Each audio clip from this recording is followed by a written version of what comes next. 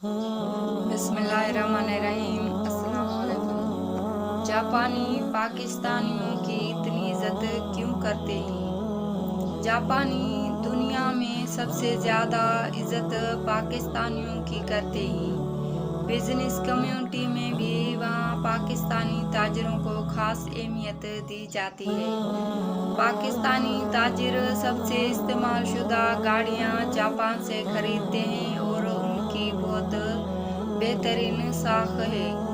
इस कारोबार में हर नीलामी में पाकिस्तानी शामिल होते हैं और हैरत की बात यह है कि पाकिस्तानियों को बगैर ज़र ज़मानत बोली में हिस्सा लेने की इजाज़त है, क्योंकि पाकिस्तानी ज़ुबान के पक्के माने जाते हैं। जब जापान में सुनामी आया था तो दुनिया के हर तरक्की याफ्ता और गैर तरक्की याफ्ता ममालिक ने अपने शहरों को वापस बुला लिया था। हालांकि यहाँ तक कि बांग्लादेश ने भी 2 जहाज भेजे और अपने शहरियों को ले गए, लेकिन आफत की इस घड़ी में पाकिस्तानी को वाहिद कौम थी जो तोमाया के बर्फपोश इलाकों और टोक्यो की गुंजान आबाद बस्तियों से दीवानावार सामान को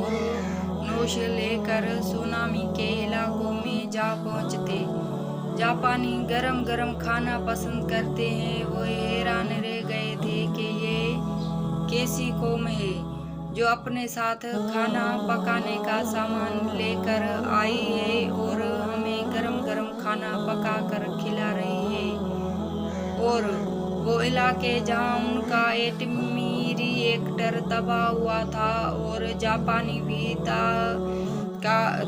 तबाहकारी के डर से वहाँ नहीं जाते थे, पाकिस्तानी कौम वहाँ भी जा पहुँची। हैरत की बात ये कि ये लोग जब वहाँ गए तो उनमें कोई किसी जमात या मजहबी गिरोह का अलमबरदार बनकर नहीं, बल्कि पाकिस्तानी बनकर गए। जापान के वज़रात अज़्मा के उम्मीदवार पाकिस्तानियों के कैंपों में जाकर तस्वीरें बनाते, क्योंकि NHK ने पाकिस्तान पर सुनामी के सिलसिले में इमदादी कार्रवाइयों पर डॉक्यूमेंट्री बनाई थी। जिस रात ये डॉक्यूमेंट्री चली, पाकिस्तानी बताते हैं कि अगले रोज इनके जापानी दोस्त और साथ काम करने वाले इन्हें देखते ही झुक जाते थे, आंख में आंसू भर लाते और सिर्फ इतना कहते कि ये कौम आपका शुक्रिया कैसे अदा करेगी।